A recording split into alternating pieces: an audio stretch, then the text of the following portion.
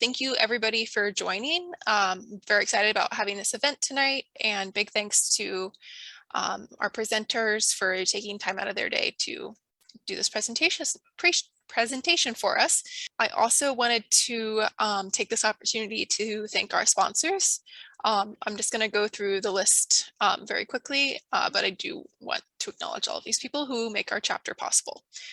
Starting with Clark Construction, Whiting Turner, Historic Plaster Conservation Services, Consigli, SGH, Lorton Stone, Chrisman, GWWO Architects, Traceries, Historic Preservation Training Center, Citadel, the Gilder Studio Inc., Davis Buckley Architects and Planners, Building Conservation Associates, Spring Point Structural, the Architect of the Capitol, Grunley Construction, Summer Consultants, Annapolis Landscape Architects, History Preservation, Rugo, Syntec, and a couple bus companies who have sponsored us because we got their buses once.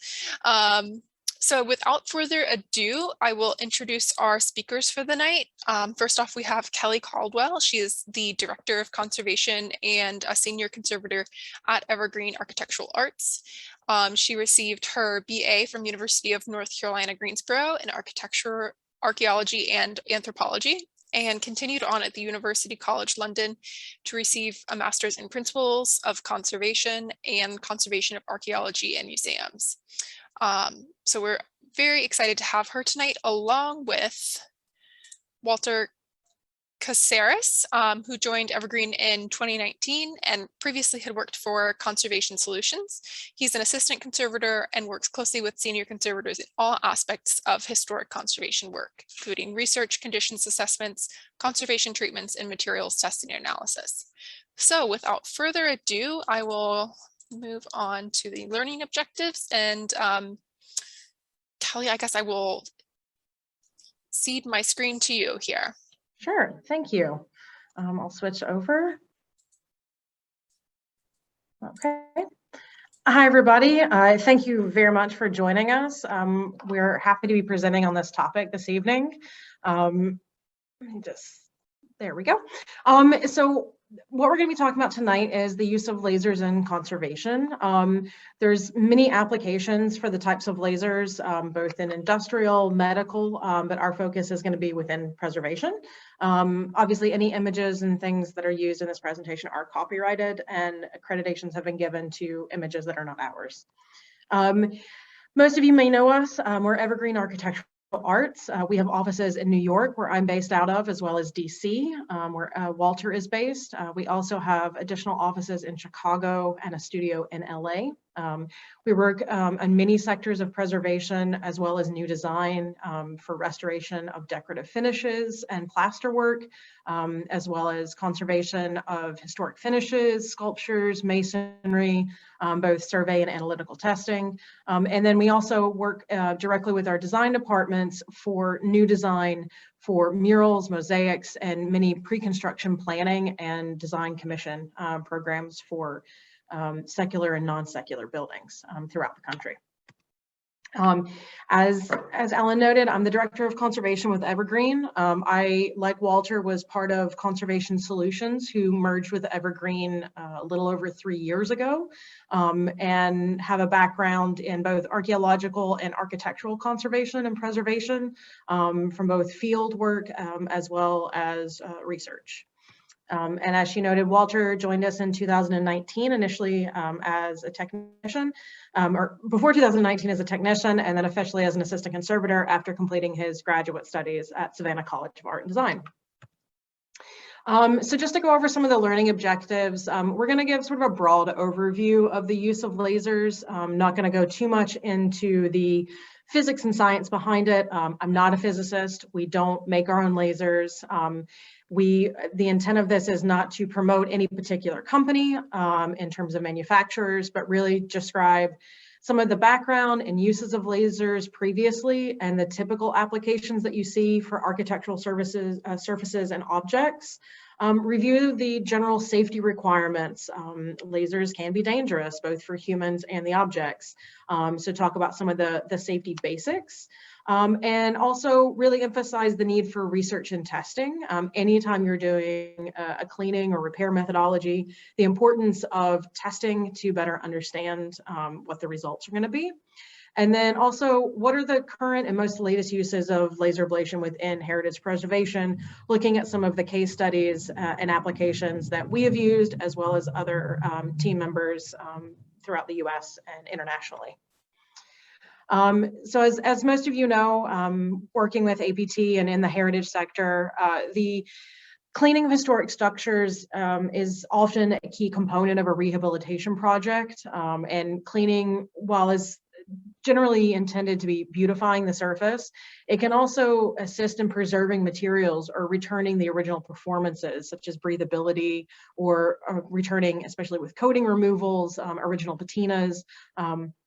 So newer technologies such as laser ablation and some others are providing opportunities to clean these historic materials safer, less invasive, and also with lower environmental consequences due to the process with the laser.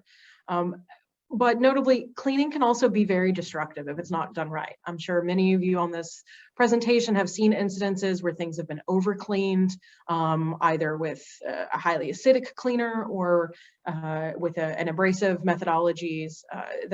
With the advancement in the field, there's new ways that it's always new technologies, new materials, and as typically those come from the industrial sector.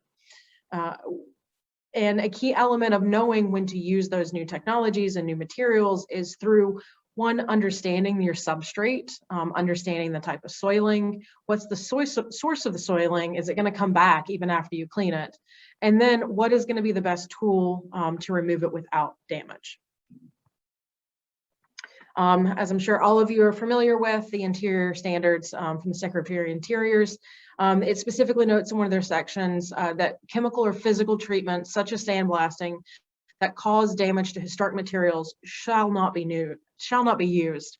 The surface cleaning, the intent is always the gentlest means possible.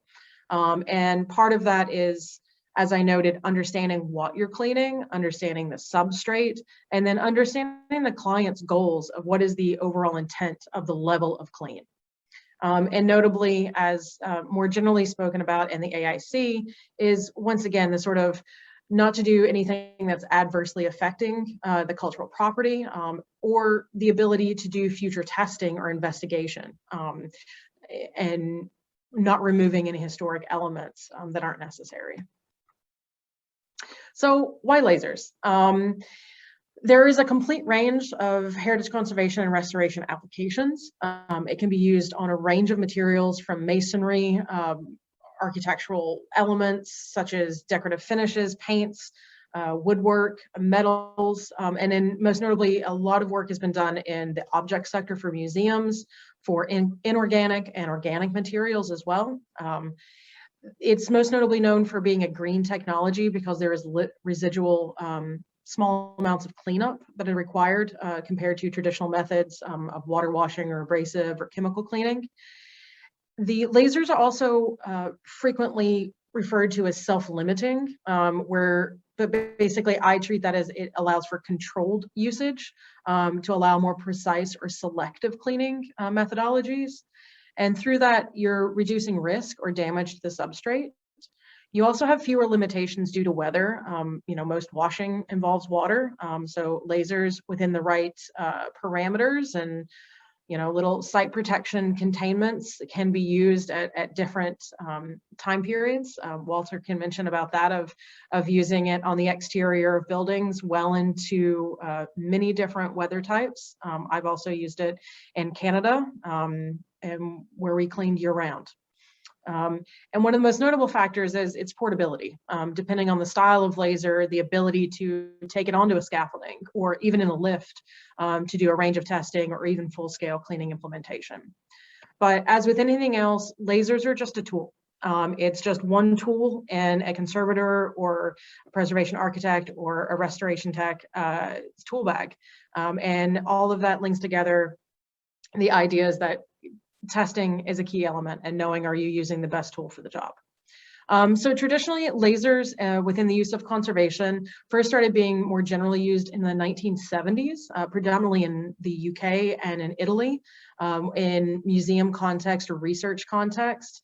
Traditionally, it was mainly used on classical sculptures for atmospheric removal on marbles and white marbles. But here are several examples with Linton lasers, who I trained with in the UK when I studied over there. Some of the applications for both metals, architectural masonry, carved elements, as well as shellac removal of a plaster figure. In these incidences, you get that very distinctive clean line when cleaning with a laser of removing that atmospheric or the sort of corrosion and that you see with the gilded element from Cologne Cathedral. Here in the States, most notably, I'm sure many of you have seen the Nickerson Mansion in downtown Chicago. It was the first building in the world to be entirely laser cleaned at a large scale. This was using 120-watt lasers for the sandstone facade.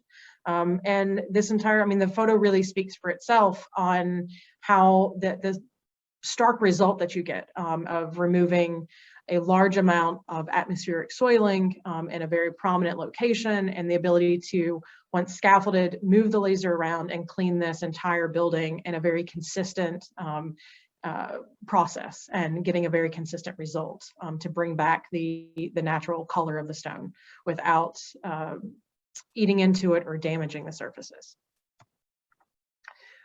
Just for reference, we also like to just share that for if people with additional interests, the Lacona conferences is one of the most predominant international conferences that discuss the applications of lasers within the field.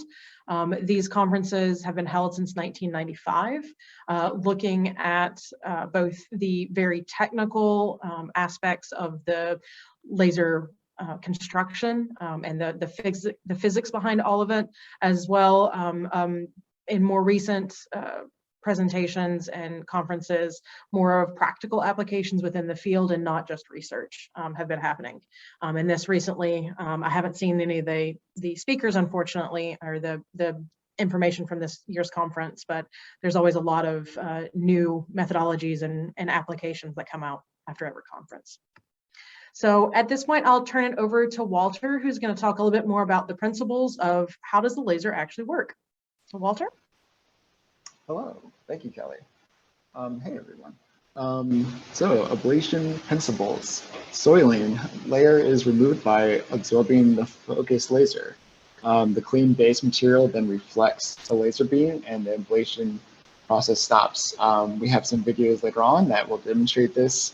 When the ablation is done ablating, it is significantly quieter and there's less reactivity once that is completed.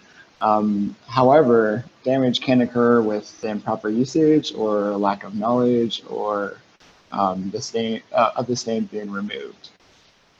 Two physical effects. The coating soiling layer is vaporized, ablation by sublimation. This is the transition of the substance directly from a solid state to a gas state. So that's why typically when we're ablating, we have a vacuum system to suck up whatever is being turned into that gas state. Ablation by thermally induced pressure, that's the process. Here's an image that displays what I was just speaking about in the last slide. So you can see the laser hits the substrate and removes that dirt layer. And you can see to the left of that, the suction will get any of that vapor or debris that has flown up into the air and is capturing it. Only the target layer is removed by absorbing the focus laser power. Very powerful but short laser pulses cause this thermal impact on the surface. So it's not a continuous beam, it's actually a pulsing beam. It's typically you don't see it. It looks as if it's a continuous beam while it's being lasered. Coating soiling laser is then vaporized. The main points, so the technical portion. The most common is the 1064 nanometer Nd:YAG, which is the Nd:YAG stands for the crystal that the laser uses. You can see below the exact information about that. And the power. So there's a wide variety of power options. Typically, it's 100 to 120 watts, or 500 watts to 1,000 watts, and now there's even 4,000 watts. So the options of power is significant, and how the sizes of the unit also plays a huge part, as Kelly was mentioning before, on how much power you want. You got to go bigger, and it's less mobile. Settings. So each laser unit has different ways of setting. These are the more generic settings that are pretty typical in all laser units. So the first one will always be laser power. It's how much percentage of that 100 watts or however many watts you have and how much of it you want to go. So if you want 100% of that 100 watt, then you would select that 100% watts. Scan width. This is not always an option on every laser, but for ones that are straight lines, you have the option to reduce or expand your scan width. So you can have more surface area to work with. Pulse frequency, or also known as repetitive rate, can increase the pulse intensity. So each pulse can have greater intensity in how you adjust that. And the scan frequency is the option of creating more space between each pulse. And then our image to the right will show where on the wavelength graph where the 1064 is. You can see in the black arrow that it's a very small area. The infrared area is where it is the invisible light that we use for typically for lasers. And also to add what Walter is saying, noted that while the most common type of laser is the 1064 Nd:YAG, there are many other types, most notably the Q-switch lasers, which are a dual wavelength that allow you to switch between 1064 and 532. So doing different wavelengths that allow different kind of results in terms of what you're trying to play. So this is a video of us working on the bronze lantern from the U.S. Capitol. You can see that the green corrosion layer is being removed with our line laser style laser. There's no visible damage to underlaying substrate, which retains that layer.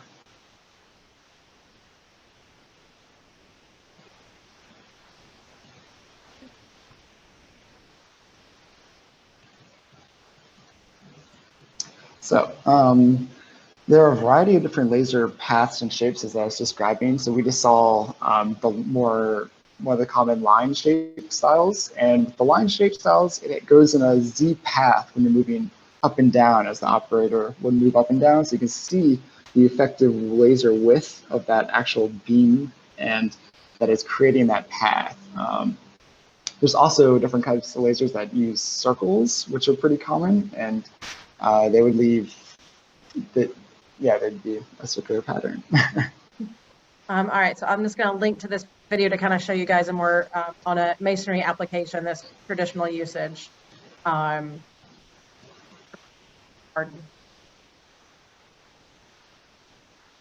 So this application is very typical of what you see on the state. This is a 1,000-watt laser on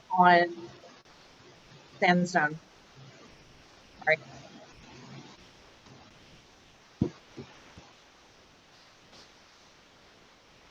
So you can see how quickly it actually cleans the surface. It can be a very fast process.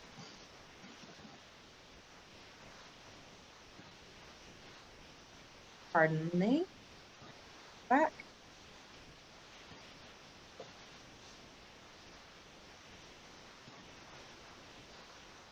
Okay, safety. So as you all may know, lasers are dangerous, especially to the eyes. So you have to be very careful around eyes. Also, they're dangerous around skin. They are also can create fires. There's also non-beam related hazards, which include airborne contaminants or electrical hazards with the laser unit itself.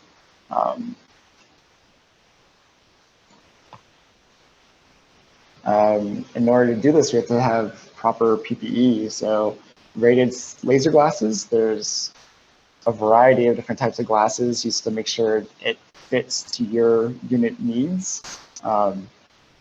There's also for the vapor, you have to have a vacuum system or wear a respirator to mitigate those hazards of inhalation of the debris that you're creating in the air. Site controls, make sure you're using laser rated tarps, or you're in a secluded area where no one can peek in or get in. Signage, make sure the signs surrounding the area. Fire extinguishers, as many of you know, probably that, clients will ask us to test it on everything, and that includes flammable surfaces, which included tar one time, and tar will just light on fire. Restrict the access, make it so it's hard for someone to come in. Put red danger tape, make sure it's secure. The LCA, the laser containment area, has to be secure. So one of these ways that the safety regulations have been regulated is starting in 2005, the Laser Institute of America worked with OSHA to create safety requirements for the use of lasers in the workplace. Now, this was mainly driven through industrial use of lasers. And as we noted, with the different power styles, the higher powers and wattages from like the 500 and up, those have come from industrial applications, not only from cleaning coatings or paint off of either military grade materials or from industrial plants of cleaning the insides of machines as a quicker and safer way to clean chemicals and coatings from those type of materials. So through that, we have benefited in the heritage sector by getting more stringent regulations about the use of lasers on a workplace.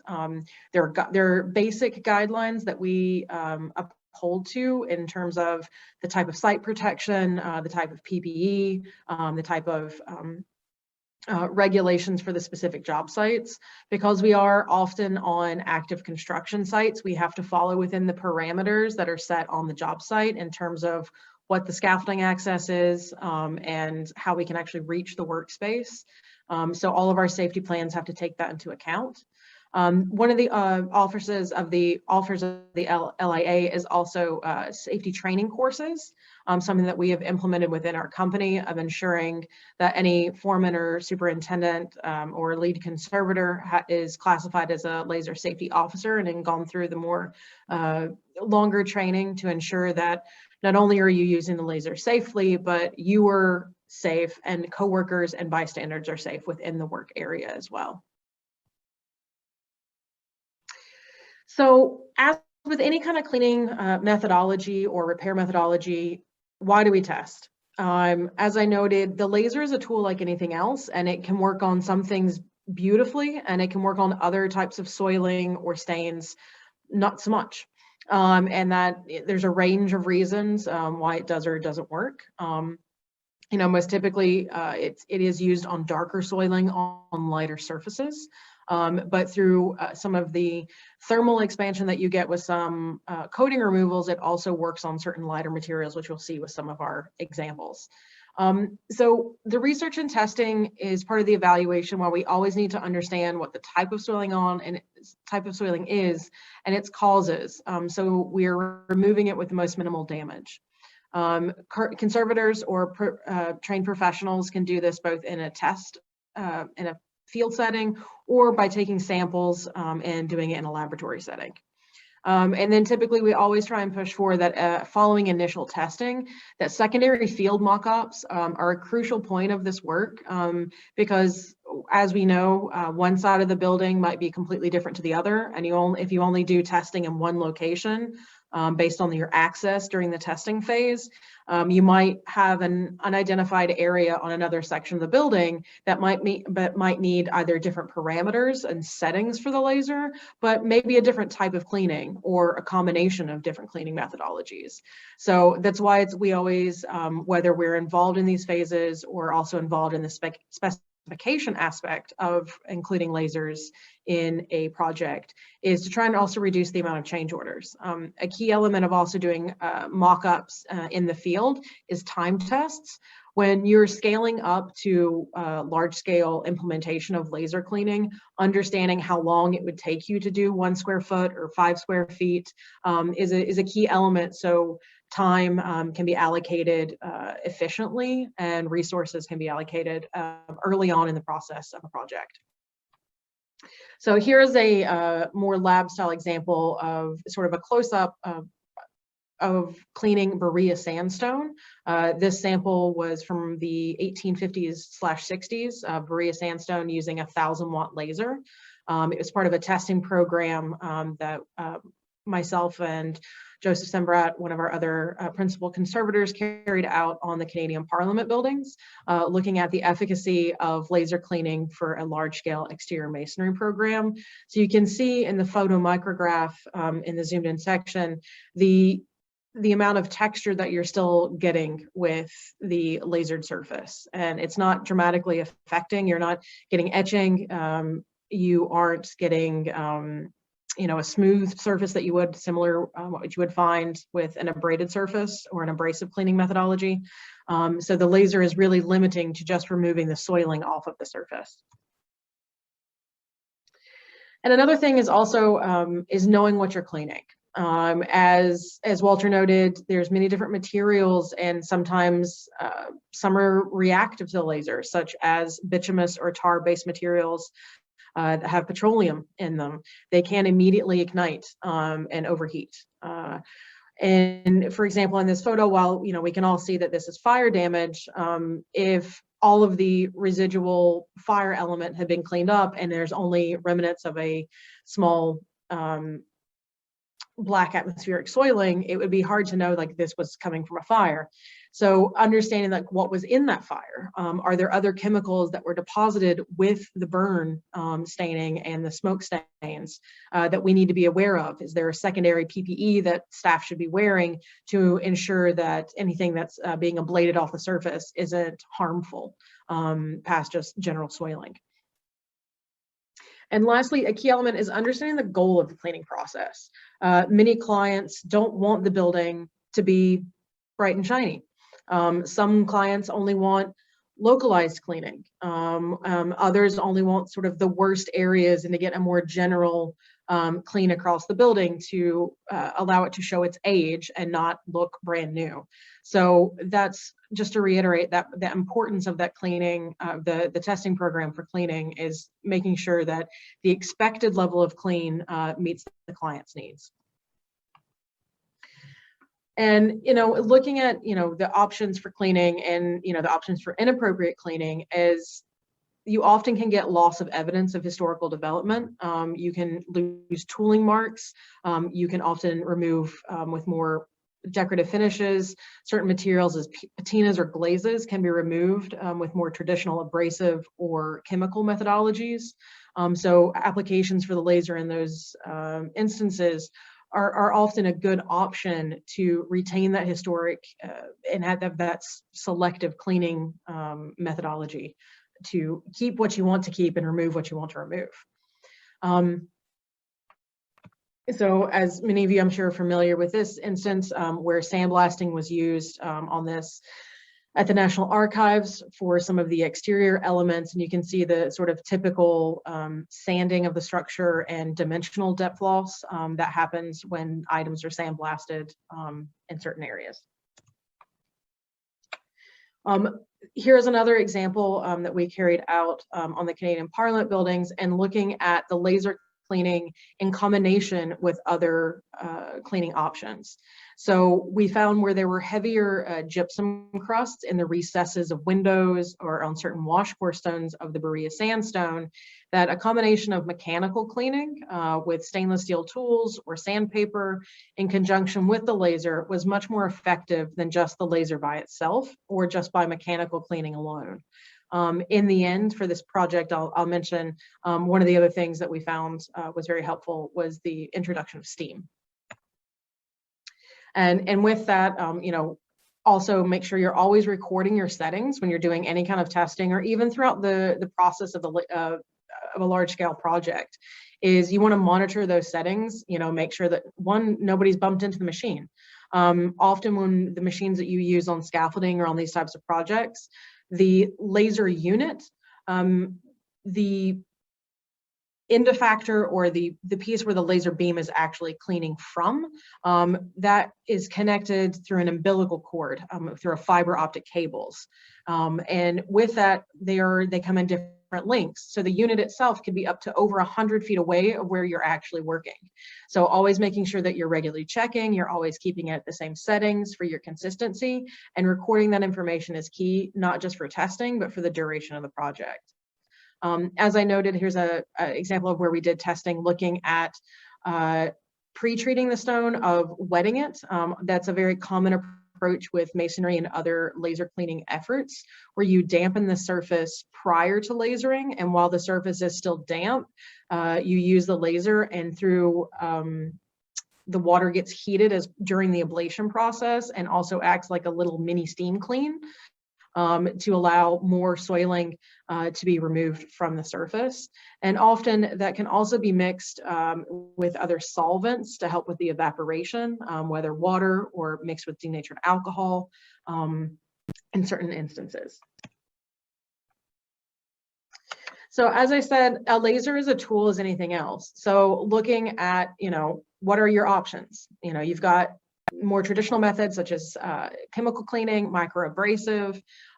Steam is also becoming a much more common area of kind of resurgence with more industrial style steam cleaners that produce a higher powered pressure, but with a higher water ratio, that you're not getting a mechanical force as much as you are with the older sort of water blasting approaches. In comparison to laser. Often with masonry surfaces, you have a lot of debris, just years of bird excrement or other debris on the building that needs to be washed off first before you ever laser. So often using steam with laser can be a great combination in terms of getting that general clean off of the building, and then following up with the laser cleaning. Another methodology that's being used more and more within the preservation field is CO2 or ice blasting, which you can see here is an image where we used it at the American Airlines building in Fort Worth, Texas. This is removing a coating off of the aluminum, which was not suitable for the laser because the laser works at too high of a power and affects the aluminum. So we weren't able to use it in that application. So as I noted, one of the major projects that we have worked on in most recent years was the Canadian Parliament buildings that we did in conjunction with the construction management firm PCL and RJW stonemasons who implemented the stone cleaning. And we carried out the testing and quality control regime for the entire project. To our knowledge, this is the largest laser cleaning project in North America. This was completed in 2016 and took around about 3.5 years. We cleaned the entire building, which equated to about 140,000 stones individually that were each cleaned. And as you can see, with varying degrees of soiling based on where the locations were in the building. And for this process, one of the things that we found was doing that initial general clean with steam cleaning to remove debris, mortar from the surfaces and different, bird excrement and other elements. And as I'm sure most of you can imagine, it also helped to warm the walls. While we were working in heated tarps, we allowed us to work year round, but being able to steam clean provided a much more efficient laser cleaning process when we had a sort of very strict timeline to work with. So you can see here that even within one particular stone, you have a lot of variation in the amount of soiling on different sections of sculptural elements at the roof line. And because the band, whether the band laser or the lasers that work in a circular pulse, there's what's referred to as an optimal depth at which the laser works. So you sort of have to be at a very particular distance away from the stone. And when you're not working on a flat surface, that means that you have to be agile enough to be climbing around the scaffolding and sort of working over your head, upside down, working at many different angles to get a consistent clean and not either one, miss areas and not get hot spots. As the laser does heat the surface through the process of ablation, you do get some thermal transfer. It can absorb that heat, and if you run over the same spot way too many times, while that may not be cleaning anymore, it can be heating the surface, which in most cases you do not want that to happen.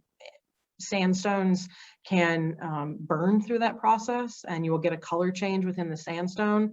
And similarly with metals, you often through testing, you can find at a more of a microscopic level that you get microfracturing within the either coatings on the surface for certain patinas, or you can also get melting at a microstructure with certain metals if you are overheating it through too many passes or too much power. One of the other great aspects of the laser is its portability. As we noted, the types of lasers, there are the more 100 watts, the 120 watts are smaller and they are more portable. But the larger industrial, 500 and 1000 watts can still be used on construction sites with a little bit of planning. Here on the right is an example of, this is actually our laser and how easy it is to sort of, roll it around, get it in the back of a truck and get it to a job site for testing or full scale implementation. This laser we also just recently shipped via FedEx and brought straight back to Minnesota and for a short cleaning test. Another example is also the backpack lasers, which have been used for several years, especially in archaeological contexts because of their portability. And this is an example from the Neferhotep in the Valley of the Queens, where it was used on ancient Egyptian painted wall plasters to remove decades and centuries of atmospheric and smoke buildup on the surfaces. And as you can see, these are highly painted surfaces, and based on the controls within the laser, you are able to remove that soiling without affecting the pigments in the paint. Another key element, as we've talked about, is the reduced cleanup and being considered a green technology, which is a buzzword everybody wants to make sure that they're adding to their project. So you can see just a very good example of more traditional methods such as sandblasting or even a Rotec water blasting, and the amount of debris that comes off from this. So as you can imagine, when you have to scale this up to a large scale building, if you have that much material coming off just from cleaning one small area, if you're cleaning the entire building, the amount of site protection, the amount of cleanup that's required. And similarly now, especially with chemical cleaners, is the need for proper chemical disposal through newer EPA and state regulations. Not all chemicals can just be neutralized or watered down and rinsed down or put in the trash. So the cost, while the cost of the lasers up front can be quite high, over time they end up paying for themselves and all of that additional disposal, cleanup, site protection, as well as just being sometimes more effective in their cleaning methodologies. One area that the lasers have been used in, and we have been doing this as well, is for graffiti removal. While there's obviously a lot of debate about graffiti removal and what should be removed and what should stay, having the ability for selective cleaning using lasers really facilitates a lot of this work. Notably, it works best, as you can see in these images, for black ink. With the wavelength of the typical 1064 lasers, certain colors don't always remove as well, particularly reds and yellows. This is also the case with cosmetic lasers for tattoo removal. It's the same process, very similar type of lasers. Those type of pigments don't pick up with this style of laser, as well as the darker blues and blacks. So here's an example. They've been doing ongoing work at the Ponte Vecchio, removing modern marker, crayon, and graffiti from the historic bridge in Florence. And here on the right is an example that we recently did of using a combination of cleaning, of chemical cleaning and laser cleaning to remove some marker graffiti that was on the side of a building that happened during the shutdown. And while we focus a lot about the architectural applications, I just also wanted to show, I mean, as I noted earlier on, you know, the development of lasers has predominantly come out of the museum sector and more from objects and sculptural elements.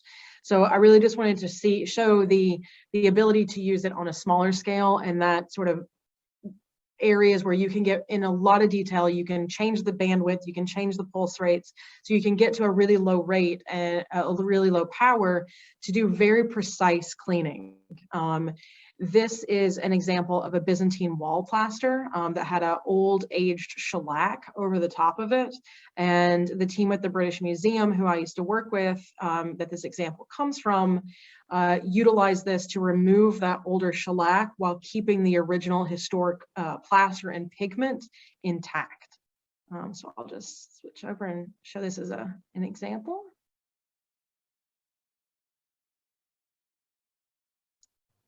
So there's no sound.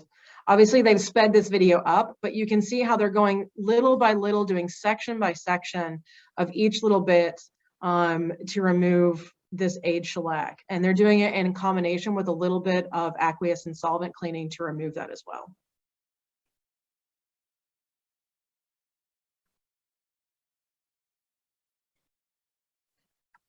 So some other examples, I'll let Walter talk about his work at the Jefferson Memorial. Thanks, Kelly. The laser was a component of removing the biological growth on the Jefferson Memorial. Through conducting tests and mock-ups, we were able to achieve the client's needs with the most efficient methodology of cleaning. This included a combination of steam and laser. And with that testing, we determined that it is actually more efficient with this two-step process to help achieve removing all the biological growth. And gypsum crust is what we also found, which the laser was very tried and true at removing as well.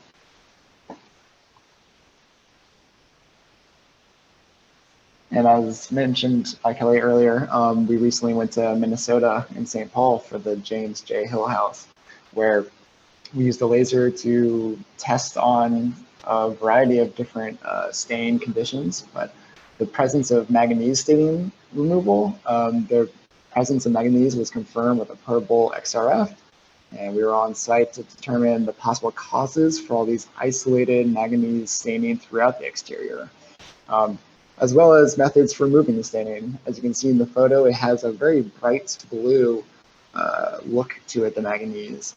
The laser was able to cut that out completely. However, there's still some soiling left underneath it that it wasn't able to remove completely. And with a combination of the chemical, we're able to match the surrounding stone that were also as clean. So with that, I mean, we'll kind of wrap up, but as you can see, there are a lot of different applications for lasers within conservation and preservation, from whether it's a material or a type of building or a type of project. It is a very applicable tool in many scenarios, and with the right type of testing and program, it can be used very effectively and efficiently on large-scale projects that allow it to be adapted for, you know, a lot of the needs, especially, I mean, as you guys can imagine, there's a lot of white marble buildings in DC, and we laser clean a lot of those white marble buildings, among other companies that do it.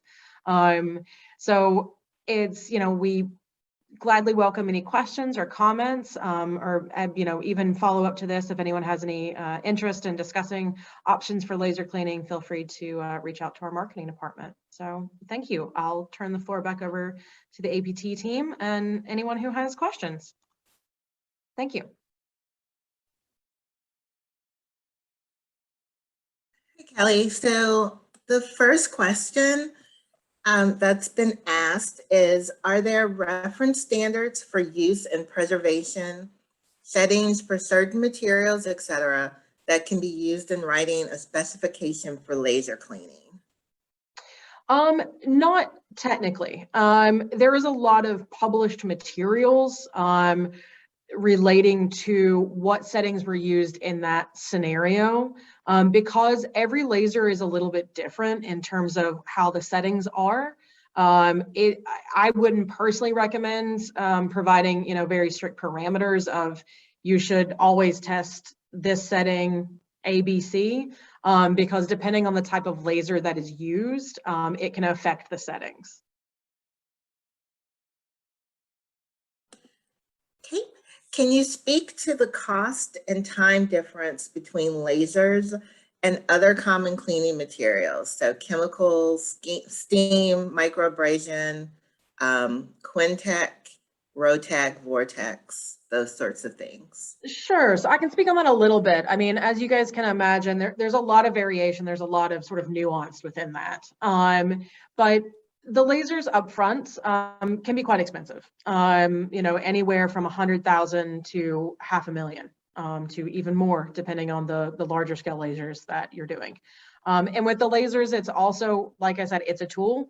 Like any of the other Rotec, Ibex, anything else, you have to keep that equipment maintained. We have to regularly clean. We have to regularly do maintenance.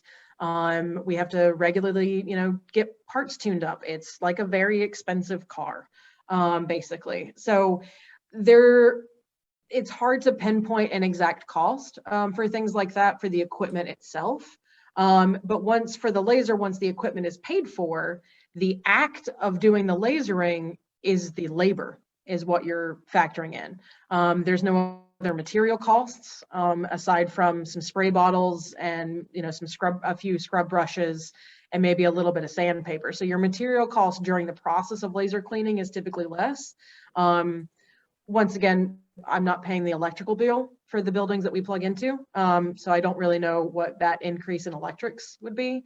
But you don't have that site cleanup or chemical disposal if you're doing, a heavy duty chemical removal process.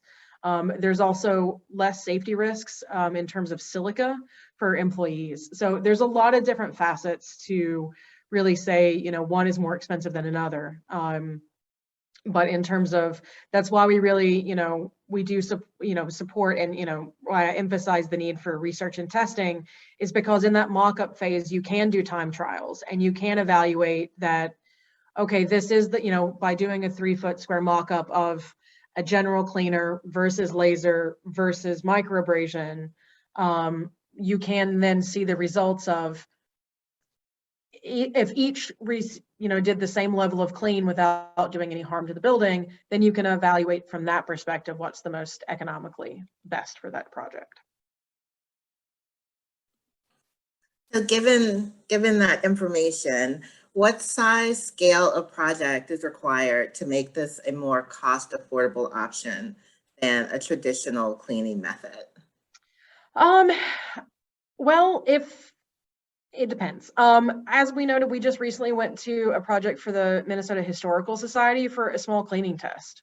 We cleaned about 8 stones. It was spot cleaning tests. So it's, a company like ours or others, we've been using lasers for over 10 years. We have a good understanding and baseline for its applicability in certain circumstances. So that experience that we're able to bring to the table as well as others allows us to kind of say, you'll be able to clean it a lot faster using a laser. And it's, also it's better for the building. And that was one of the big things when we introduced this to the work at the Canadian Parliament was while the pilot projects had used abrasive cleaning, through our research and testing, we really showed what the side effects of doing abrasive cleaning was. While you were getting a very clean surface, which is what the client was expecting, the level of deterioration of the surface was much greater. So that outweighed some of the initial additional costs with the laser was the side effects of the cleaning process. Can you describe some of the other side effects from the cleaning process? Sure. So sometimes you do get discoloration with the laser. There early on in more traditional methodologies in museums, there was a lot of debate for a very long time, and I think it's still ongoing debate with white marbles and sculptures, the yellowing effect, and whether it was a side effect of the laser or whether it was just secondary soiling that was under the darker, more atmospheric soilings, and also could it be also a secondary coating, a wax that had been ever applied to sculptures. So depending on what you're cleaning, you can get overheating, which can burn the stone or material. If it's not lasered properly, you do get what's referred to as the rastering marks. So where the laser, the actual beam hits, where it gets too hot on the corners. So you get hot spots. So it does take a trained eye and some skill to make sure that you're using the laser correctly and at the correct settings. And as Walter noted, that a lot of times, if you don't know what the staining is, and especially if it's something that's bitumen or tar based, often you can have a fire. It can immediately ignite by hitting that with the laser. Is there a size recommendation for an initial test and for a mock-up? I would say a minimum would be 1 square foot by 1 square foot. I think ideally, I personally wouldn't go smaller than 3 square feet, unless you're going to do a lot of different locations. Most of the time, obviously with testing, the scaffolding's not up yet, so you may be limited to what you can reach from the ground or from a smaller lift. So really evaluating that if you do have heavy soiling in one area and you have lighter soiling in another area, that you're testing in both locations. So just to get representative samples, because you might only have 1/3 of your building is heavily soiled and it might take twice as long, but the other areas are much less soiled and you can go much quicker in those sections. So once again, it just goes back to that testing, but usually between 1 and 3 square feet, unless there are particular elements that you also want to include as flat masonry, sculptural, those type of elements.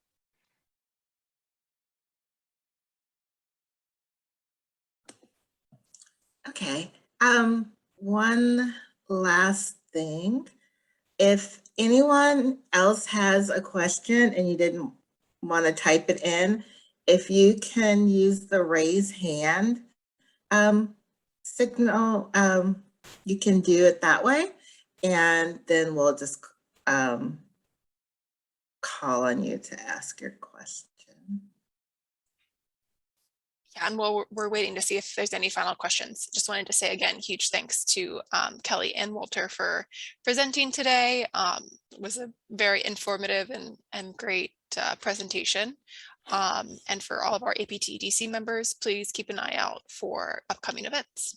And it looks like we did get a question. It may be useful to explain that laser is suitable only for removing surface deposits. Attempting to remove subsurface staining can cause significant loss. Thank you for making that point. We didn't make that clear. That's a great point. Yes, the laser is only removing the soiling on the surface. Often with buildings that are heavily soiled, or a lot of times with graffiti, the soiling or the pigment or whatever has caused the stain has absorbed into the surface. The laser is only able to remove what's sitting on the surface. If you try to use the laser to keep going to get the staining that's further into the stone, that's where you're going to end up with that damage. You're going to overheat the stone. You can etch it as well, especially certain particles in the stone, notably, with granite or, silica. If you're using a higher powered, one of the 500 or 1,000 watt lasers, you can start to etch and actually, get bits of the stone popping off from overheating from that thermal expansion. So yes, and that's why we often, recommend that sometimes it's a combination cleaning approach that I've worked in incidents both in objects and on buildings where you rinse down and get debris off the building, and then you do a first pass with a laser, and then maybe in isolated locations, you need to go back with the chemical poultice cleaning if that deeper staining is needed to be removed. And that also ties it back into the idea of understanding the client's expectations. And through that mock-up process, so you can see what is achievable with the laser alone versus a laser with something else. Or maybe in those incidences, just going straight to a poultice cleaning is the best option, and not using a laser. So thank you to whoever made that point. Yeah, I believe that was Amy. So I think with that, if there's no other questions, we can wrap it up tonight. Again, thank you all for coming, and thank you for the presentation. Thank you, everyone, and thank you to APT.